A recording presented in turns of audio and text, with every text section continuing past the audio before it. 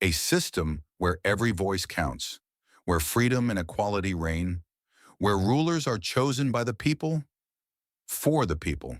But Plato wasn't so sure. In fact, he feared it, not because he hated freedom, not because he loved tyranny, but because he understood human nature and how easily we can mistake liberty for license and choice for chaos. Imagine a flame, small, flickering, fragile, yet it lights the world.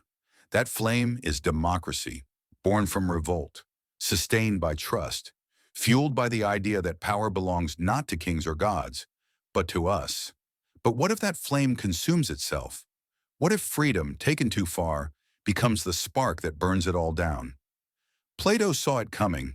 He didn't just warn us about democracy, he diagnosed its death. Let's go back to the beginning. In his masterwork, The Republic, Plato lays out a chilling sequence. He calls it the cycle of regimes, a political evolution that spirals always downward. It starts with aristocracy, rule by the wise. Then it decays into timocracy, rule by the honorable but ambitious. Then into oligarchy, rule by the rich. Then democracy, rule by everyone. At first glance, democracy seems like the climax, the end of suffering, the dawn of true equality. But for Plato, democracy is not the end. It's the beginning of tyranny. Why? Because in a democracy, authority is resented. Discipline fades. The wise are mocked. The foolish are emboldened. The democratic man lives only for the moment, Plato wrote, drifting from pleasure to pleasure, without shame, without direction, without end. The father fears his son, and the son feels no shame before his father. The teacher flatters the student, and the student judges the teacher. Animals and men become equals. All distinctions dissolve. Sounds familiar? In a world without order, chaos is inevitable, and chaos cries out for control. Enter the demagogue, a charming figure, loud, confident, magnetic. He doesn't speak in reason, but in feelings. He flatters the people, promises salvation, scapegoats the enemy. He says, "Only I can fix this." And the people, weary of confusion, hand him power. He doesn't rise by force. He rises by telling us what we want to hear. He speaks not of duty, but of destiny.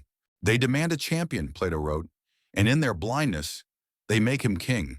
The people, seeking a protector, nurture a monster who eventually devours them.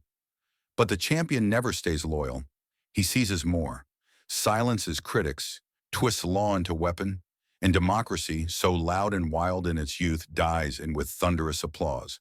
So democracy, in its excess, gives birth to its opposite, tyranny. The love of freedom becomes the cause of enslavement. Now, Plato wasn't a prophet, he was a philosopher, and his vision was shaped by a time when Athens, the birthplace of democracy, had just executed his teacher, Socrates, by vote.